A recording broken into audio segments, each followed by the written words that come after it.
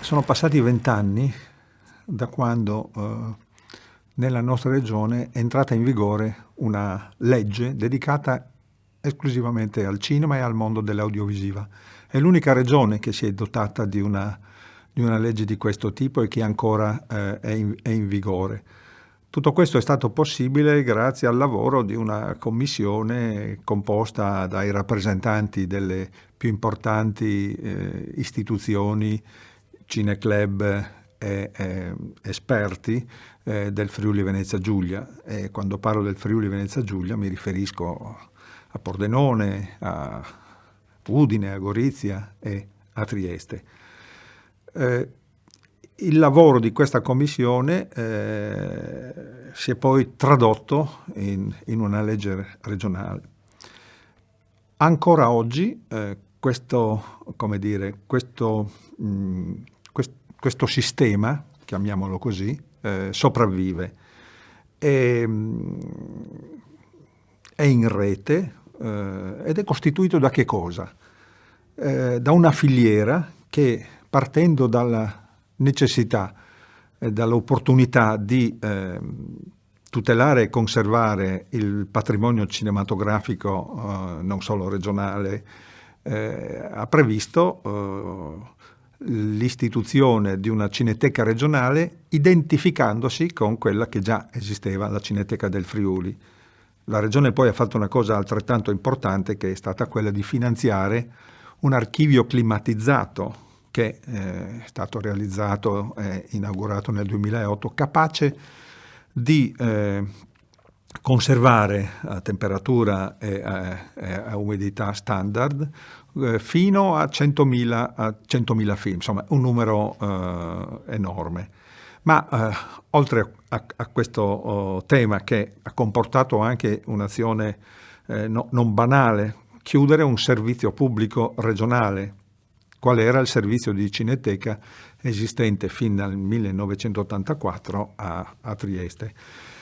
Dico questo perché è stato un passaggio non semplice, che aveva trovato le perplessità e anche l'opposizione, soprattutto del mondo del cinema triestino, in particolare di alcune persone. Ma per fortuna il buon senso ha prevalso e i fatti ci stanno dando ragione. L'altro aspetto che grazie alla legge è stato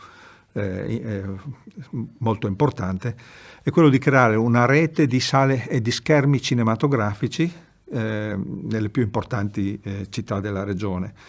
Questo per fermare la chiusura delle sale nei centri storici, che sono oramai desertificati, non ci sono più sale, se non a Trieste ancora prevale qualcosa, ma le sale commerciali sono tutte chiuse. Perché? Perché sono arrivati i multiplex, che a loro volta oggi sono più in crisi delle sale d'essè, che ricordo sono gestite da Cinema Zero, dal Centro Espressioni Cinematografiche / Visionario, dal Kinemax a Gorizia e dall'Ariston in quel di Trieste.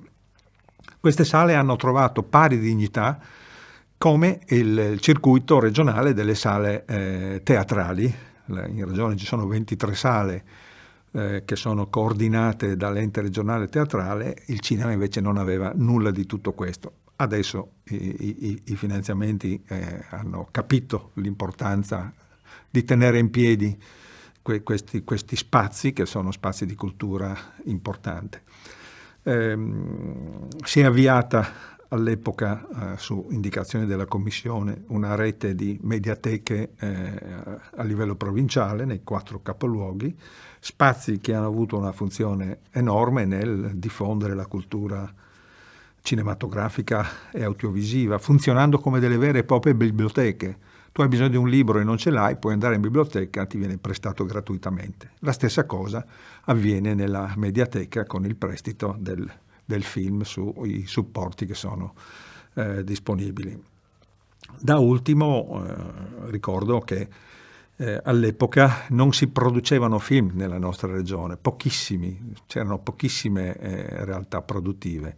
Ricordo Video Est o il Kino Atelier qui a Gorizia. Per il resto era una regione da questo punto di vista arretratissima. Grazie all'indicazione di individuare un fondo per l'audiovisivo capace di sostenere i progetti, non tanto perché tu eri amico di qualcuno e ti venivano dati dei soldi, ma perché il tuo progetto prevedeva anche uno sviluppo di tipo imprenditoriale, industriale.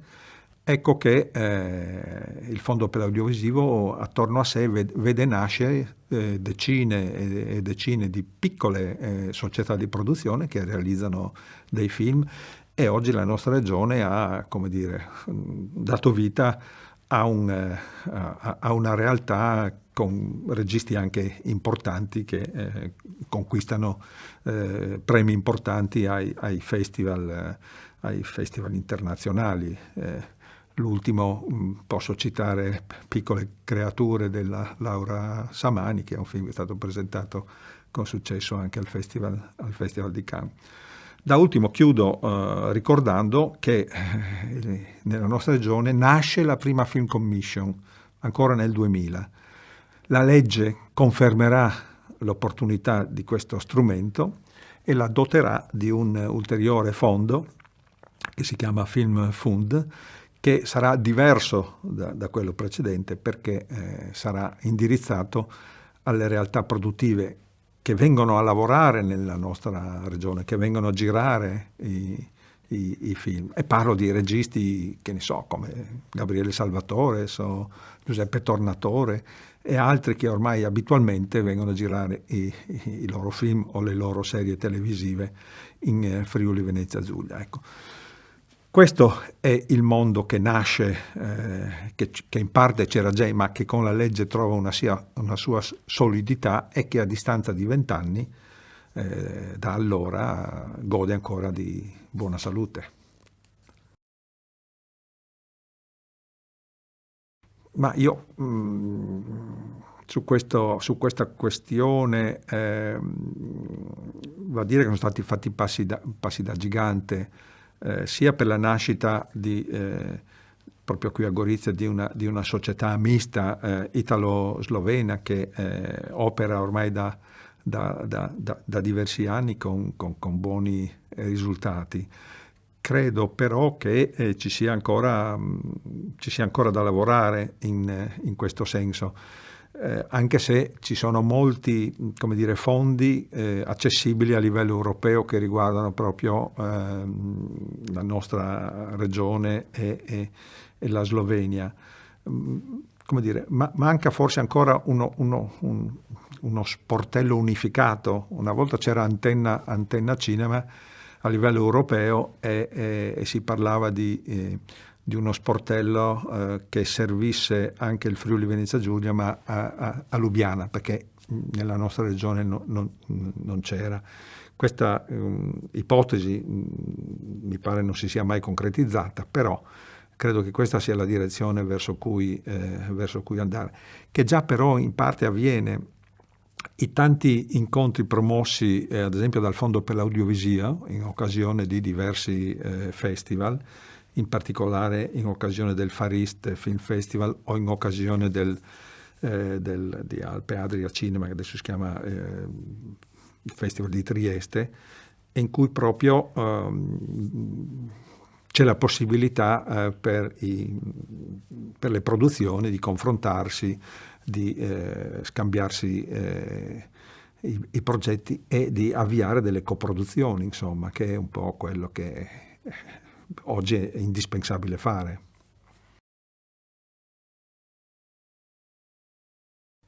Sì, sono passati, cos'era, il 2004, quando è caduto il muro fra Nova Gorica e Gorizia, e da allora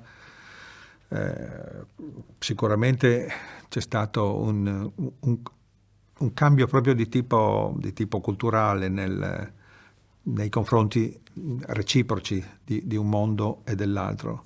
Prima vedere un film sloveno era evento raro. Oggi, grazie soprattutto alle realtà culturali, questi film vengono visti, e c'è una reciprocità in questo senso. Però c'è ancora, credo, molto da fare. In Friuli, ad esempio, esiste una società di distribuzione a livello nazionale che si chiama Tucker Film. Ecco, nel suo catalogo troviamo però più spesso i film del Far East, perché è un po' legato al Festival di Udine, che film della vicina Slovenia. Evidentemente è un cinema che ancora, come dire, non trova facilmente il pubblico nelle sale cinematografiche. E questo, come dire, con l'opportunità che ci offre Gorizia 25, credo che possa essere un ulteriore passo in avanti nel superamento di quello che era un tempo la barriera del confine, che formalmente non c'è più, ma ancora, come dire, secondo me c'è ancora molto da lavorare. Da qualche tempo io conduco un corso di cinema in alcune università della terza età. Sono università per modo di dire, ma insomma sono dei luoghi dove le persone di una certa età possono, come dire, imparare delle cose.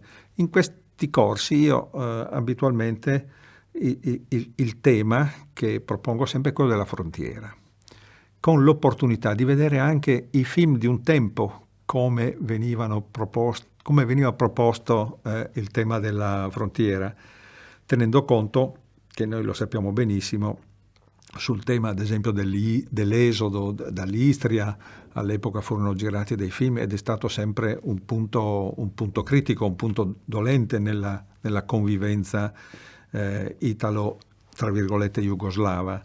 Però la visione di questi film di un tempo, visti adesso, ci insegnano anche a capire le ragioni dell'altro, cioè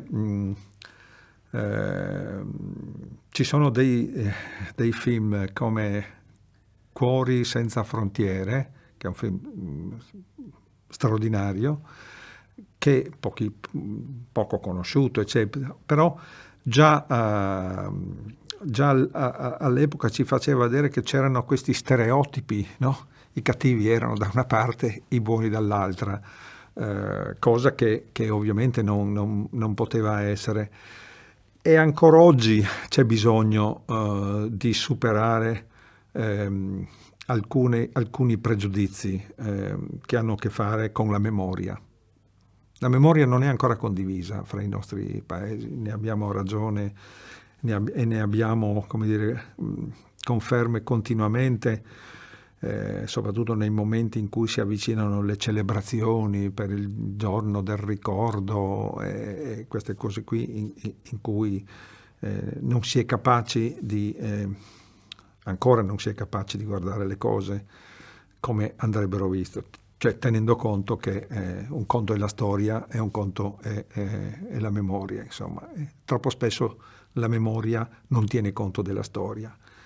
Il cinema su questo può svolgere un grande ruolo e in questo senso ci sono dei film che hanno affrontato questo tema positivamente. Andrebbero visti di più, questo è l'unico rammarico.